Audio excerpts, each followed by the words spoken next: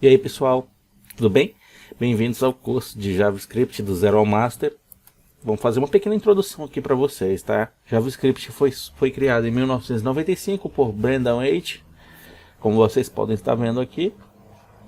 E ele trabalhava nessa época na Netscape, que era a dona do Mozilla Firefox. E originalmente o primeiro nome dele foi chamado de Mocha. Logo após, eles mudaram para LiveScript e no decorrer dos anos se tornou a linguagem com o nome JavaScript, tá? Teve essa união do Java no nome, porque no momento em que ela surgiu, a linguagem Java, ela estava em ascensão e era muito conhecida na época. Então, meio que fizeram esse trocadilho, só que Java não tem nada a ver com JavaScript. Tá? Aqui no MDN Web Docs a gente tem uma pequena introdução onde fala sobre a diferença das principais linguagens e diz por que um não é o outro. Tá? Então, JavaScript é uma linguagem não compilada, Java já é uma linguagem compilada. JavaScript não precisa escrever automaticamente no disco rígido, a gente pode programar até no nosso navegador.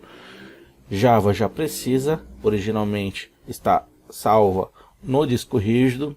Precisa de uma outra maneira para você programar em Java, a gente não consegue programar direto no navegador, tá? Os tipos de dados de variáveis devem ser declarados, ou seja, isso é chamada de uma linguagem tipamente estática. Já os tipos de dados de variáveis não precisam ser declarados no JavaScript, chamada então uma tipagem dinâmica. Tá? A gente vai ver isso mais para frente. E o Java ele é baseado em classes, objetos são divididos em classes e instâncias, com toda a herança através de hierarquia de classe, classes e instâncias, e não podem ter propriedades ou métodos adicionados dinamicamente.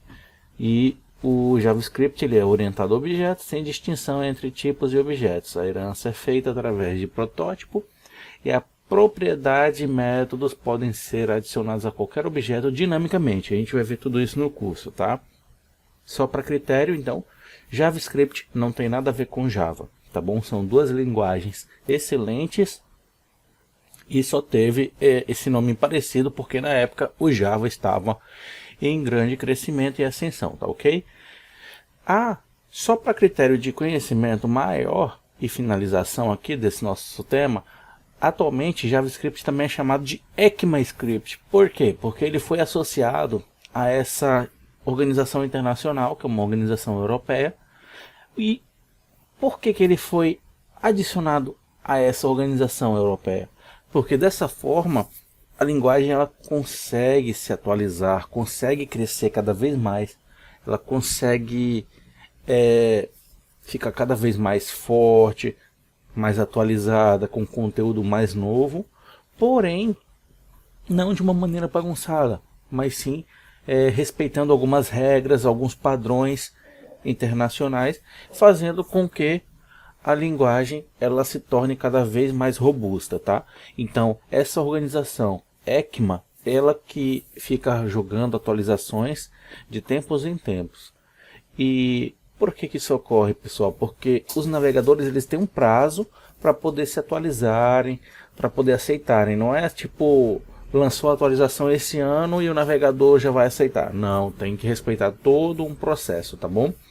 Então tudo isso a gente tem que ficar observando e ficar de olho aqui nas próprias atualizações, onde a própria organização ela vai mostrando as últimas atualizações que ocorreram, os últimos comandos que foram inseridos na linguagem, tá? Então comumente vocês vão ver JavaScript ou ECMAScript versão 6, ES6, ES7, ES8, ES9 por aí vai, tá bom? Que são as versões que foram surgindo os lançamentos das dos novos comandos e estruturas, funções e funcionalidades, tá bom? E finalizando, não menos importante, como eu falei para vocês, originalmente JavaScript era uma linguagem que ela rodava do lado do cliente, chamada client-server, certo? Linguagem cliente-servidor, onde a gente podia programar no navegador ou no próprio computador aqui, sem precisar de um servidor para isso.